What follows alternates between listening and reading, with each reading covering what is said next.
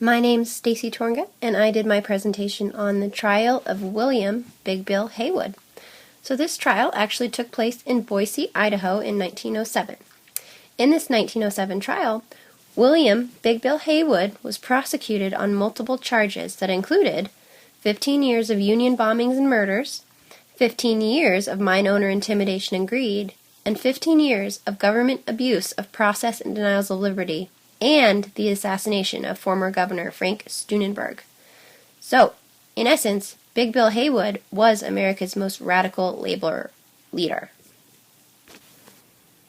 So we're going to go over the major players of the 1907 trial, and the first one we're going to talk about is James McParland, and he was America's most famous detective. So famous, in fact, that Sir Arthur Conan Doyle, or the author of Sherlock Holmes, actually put him in one of his books called The Valley of Fear. So he was actually a character that was placed in one of the Sherlock Holmes books, and this was an unprecedented honor for a real detective. So that was pretty cool. So next is Henry Orchard, and he plays a huge part in the trial.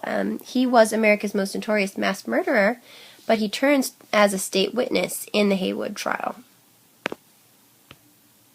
This is Clarence Darrow, and he was America's most famous defense attorney. The Haywood trial ranks as one of the most fascinating criminal trials in history, and Darrow was actually Haywood's defense attorney. So one of the charges that was brought against Haywood was the murder of former Governor Frank Steunenberg. So on an early evening in December 30th, 1905, Frank Steunenberg died by an explosion outside of his house. The main suspects were the Western Federation of Miners, who were led by none other than Big Bill Haywood. So the 1890s had been a time of unprecedented violence in Idaho's silver mines. Federal troops were called multiple times to Idaho to combat Union-sponsored terrorism that had resulted in many deaths and extensive property damage to mining companies and properties. In one of the most volatile incidents, Governor Steunenberg asked President McKinley to send federal troops in to squash the Union members who had hijacked a train and planted 60 boxes of dynamite beneath the world's largest concentrator. The government held 1,000 men captive without trial. In declaring martial law, Governor Steunenberg said, "We have taken the monster by the throat, and we are going to choke the life out of it. No halfway measures will be adopted. It is a plain case of the state or the Union winning, and we do not propose that the state shall be defeated."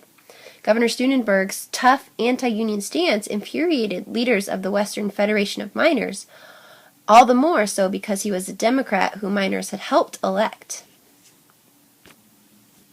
After many violent incidences, and including the murder of the Governor Steunenberg, the new governor of Idaho contacted the Pinkerton Detective Agency for help in coordinating the murder investigation. This included the American famous Detective James McParland. As the trial got started, Detective McParland actually brought in a suspicious person named Harry Orchard. Harry Orchard was arrested after acting suspicious around the time of the governor's murder. Within days, Orchard, after breaking down and crying several times, offered one of the most amazing confessions of American justice.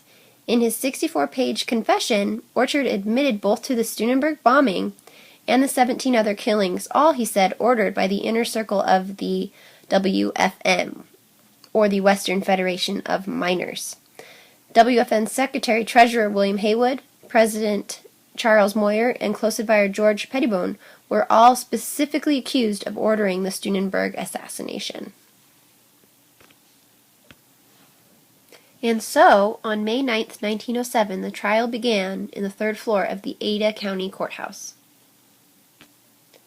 Orchard, who was the main witness for the prosecution, began explaining his relationship with Haywood. He admitted to being a career killer. Under the orders of Haywood and Pettibone, Orchard said that he had attempted assassinations on the governor of Colorado, 2 Colorado Supreme Court justices, and the president of a mining company, but all attempts had failed.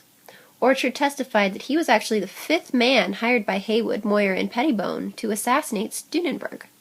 He testified that when he was hired, Haywood said to him, "Governor Steunenberg has lived 7 years too long. His reward for a successful job was to be several $100s and a ranch. The purpose of the Steunenberg assassination, according to Orchard, was to strike fear in any politician who might consider action that would frustrate WFM goals. When Orchard finally left the stand, the reporter of Collier's called him the most remarkable witness that had ever appeared in an American court of justice. So after that, the defense called nearly 100 witnesses to refute various points of Orchard's confession or cast doubt on his motives. Some even talked about a conspiracy theory that alluded to the possibility that the Pinkertons had infiltrators that had committed some of the crimes Orchard attributed to the WFM in order to bring the labor organization into disrepute. Richardson offered the defense first summation in a 9-hour-long address full of theories, theatrics, and flourishes, and a closing defense that included an 11-hour summation. After a brutally long 2-month trial, the verdict was finally announced. We, the jury, in the above entitled cause the defendant William D. Haywood not guilty. Haywood jumped up, laughing and crying, bear-hugged his friends, and then rushed to the jury to shake hands with as many members as he could. After the huge, amazing trial of Boise, Idaho, 1907, Bill Haywood became the leader of the Industrial Workers of the World, called the Wobblies. In 1918, Haywood was tried under Espionage and Sedition Act for urging a strike in a war-sensitive industry. He was convicted and sentenced to 30 years in prison, but in 1921, while out on bond pending appeal, Haywood jumped bond and fled to the Soviet Union, where he died in 1928. Harry Orchard, or the defense's star witness, was tried and convicted of the murder of Frank Steunenberg. He was sentenced to death, but his sentence was later commuted to life in prison. He remained in the Idaho State Penitentiary near Boise, raising chickens and growing strawberries as a prison trustee until his death in 1954.